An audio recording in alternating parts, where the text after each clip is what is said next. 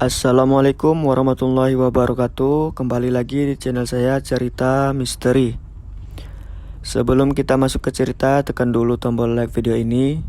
Dan jangan lupa tekan juga tombol subscribe dan nyalakan lonceng notifikasinya, agar teman-teman tidak ketinggalan cerita-cerita baru di channel ini. Untuk kisah kali ini langsung saja kita simak berikut ini.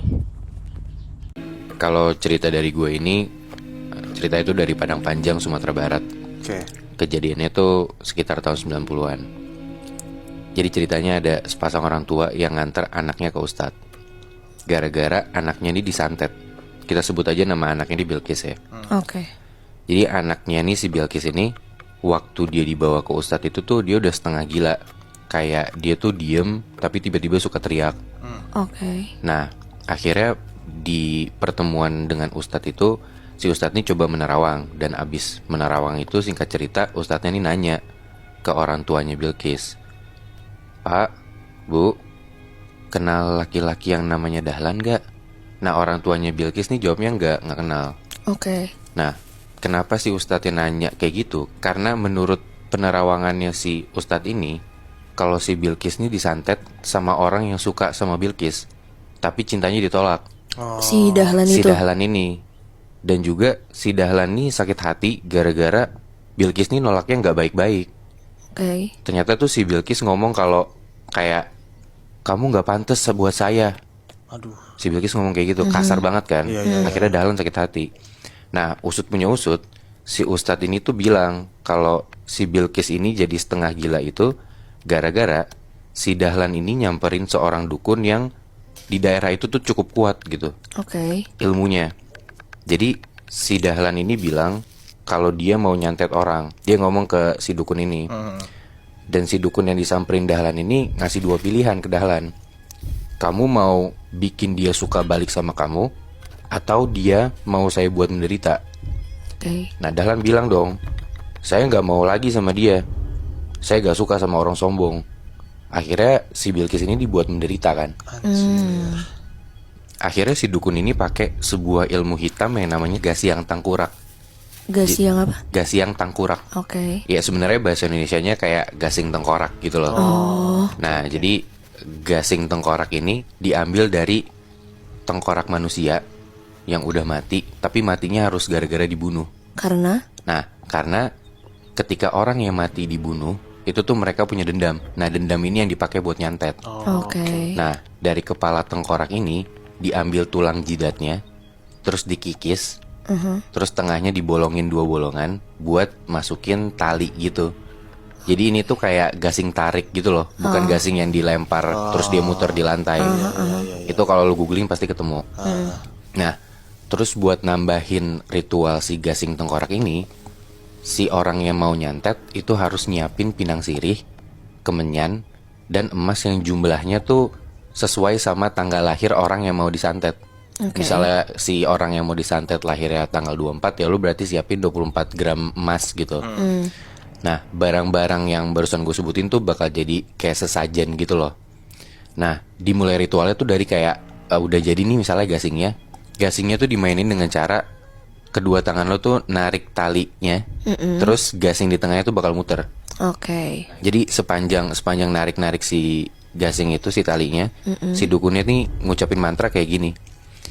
"Gasiang batali jo kain kafan, di petang kami malam jumu'e, gasiang tangkurak den mainkan, putui la gasing, putui makrifat." Artinya? Artinya sebenarnya kayak ya gasing bertali pakai kain kafan, terus di malam Jumat gasiang tengkorak kita mainkan, saya mainkan. Ya gasingnya putus juga hubungan manusia dengan Tuhan. Astaga Tuhan. Jadi kayak si dukun ini mencoba buat mutusin hubungan si orang yang disantet sama Tuhan. Jadi Berarti bisa dimasukin ilmu. Bilkis dong di Si sini kasusnya. Bilkis. Nah, jadi si gasing ini harus dimainin sampai putus. Oh, Harus. Begitu udah putus, itu pasti bakal kena tuh santetnya. Iya. Oke. Nah, di malam itu, pas setelah udah dibacain, si Bilkis nih di rumahnya langsung teriak-teriak. Dia langsung nginget mukanya Dahlan. Dia manggil-manggil namanya Dahlan. Dan saking gilanya, si Bilkis ini sampai garuk-garuk tembok sampai kukunya lepas. Tuhan. Pokoknya dia udah gila banget lah di situ. Nah setelah nyeritain ceritanya yang terjadi sama Bilqis, si Ustadz yang disamperin sama orang tuanya Bilqis nih ngomong, ya udah bapak sama ibu pulang aja, jangan lupa sholat. Saya coba bantu dari sini. Sholat, berdoa, jangan lupa bacain Bilqis surat Yasin di kamarnya setelah sholat Isya. Oke. Udah tuh malamnya ya orang tuanya bacain Bilqis surat Yasin kan. Nah pas bacain, ini entah lo percaya atau enggak, Oke. lo pernah lihat gak sih di film-film tuh yang kayak tiba-tiba kesurupannya tuh ngerayap ke tembok. Iya. Nah si Bilqis tuh kayak gitu. Anjir. Bilqis ngerayap ke tembok sampai atas sambil teriak-teriak kayak anjing kau. Dia nganjing-nganjingin orang tuanya. Anjir. Sampai tiba-tiba dia jatuh dan dia pingsan. Oke. Nah besokannya si Bilqis nih dibawa lagi ke Ustadz sama orang tuanya. Cuman Ustadz nih bilang ya dia udah gak bisa nolongin, karena emang dukunnya Dahlan nih kuat banget yang tadi gue bilang. Saking kuatnya si dukun itu, Ustadz ini udah bener-bener gak bisa bantuin. Setelah itu Bilqis coba dibawa ke orang pinter manapun dan gak bisa-bisa, sampai akhirnya duit orang tuanya Bilqis nih udah habis. Oke. Dan setelah itu ya si Bilqis jadi dipasung di kamarnya biar biar si Bilqis ini nggak ngerayap-ngerayap ke tembok, nggak nyakitin diri gitu loh. Karena orang tuanya udah bingung banget, duit udah habis, orang-orang pintar manapun juga nggak bisa bantuin gitu kan. Dan dari cerita yang gue dapet, sampai akhirnya si Dahlan ini ternyata belum puas ngelihat Bilqis menderita, dan Dahlan ini mau si Bilqis ini mati. Astaga Tuhan. Akhirnya si dukun ini pakai ilmu lagi yang namanya tanggam. Oke. Jadi tanggam nih, lu kayak pakai paku berkarat. Pakunya itu lu tancepin ke pohon, ke sebuah pohon. Oke. Lu paku-pakuin, seakan-akan kayak pohon ini nih orang yang mau lu santet gitu loh.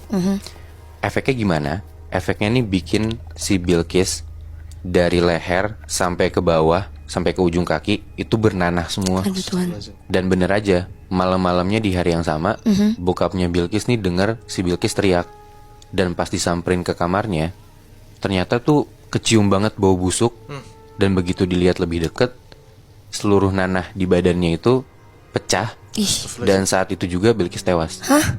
Demi apa? Beneran, sumpah. Anjir. Dahlan gila. Gua ngerti sih maksudnya sakit hati karena dikatain gitu, tapi yang dilakuin Dahlan tuh udah nggak. Bener, gila banget Itu sih.